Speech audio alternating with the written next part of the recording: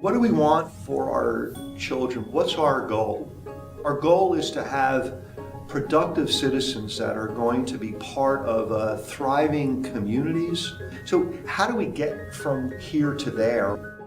As we grow up and as we move into becoming functioning members of society, our mental health is an important part of how we perform our responsibilities as adults. Mental health can't be separated out from cognitive development and language development and kind of social competence.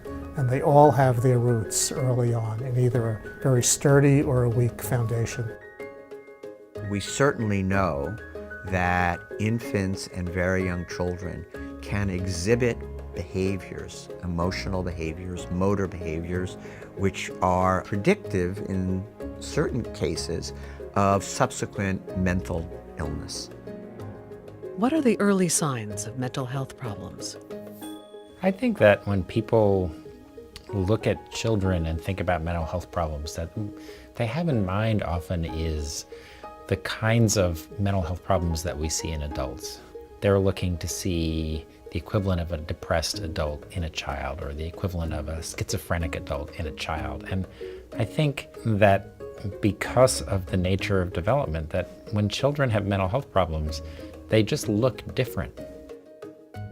Some of the early signs of greater risk for mental health problems are usually not called mental health problems by people. They're usually called, things like behavior problems or a child who has difficulty controlling his emotions. Some of these may be early signs of what might be a mental health problem later, and some of which may be just differences among perfectly healthy children. So what does good mental health look like in a child? Good mental health looks like a child who's curious and interested in the world and wants to learn and can sit and reflect at times about what's going on.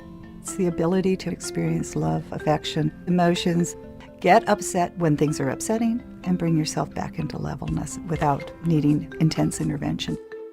How do mental health impairments develop in early childhood? 21st century science at the molecular level is very clear that all aspects of brain function are the result of an interaction between genetics and experience. Mental illness, as most people think about it, has a very heavy genetic component. Mental health, behavior, personality, also has a genetic component, but it's much more malleable in the face of environmental influences. Genes and experiences, as far as nature is concerned, are just different ways of setting up operating systems, brain systems, neurons. What happens when a child experiences what we call toxic stress, severe experiences that can be damaging to its developing architecture? Those toxic experiences essentially create this unstable environment, this unstable foundation. If sound mental health provides a foundation of stability for a child's development, mental health problems can be thought of like a wobbly table. With a child or a table, there may be many reasons for instability.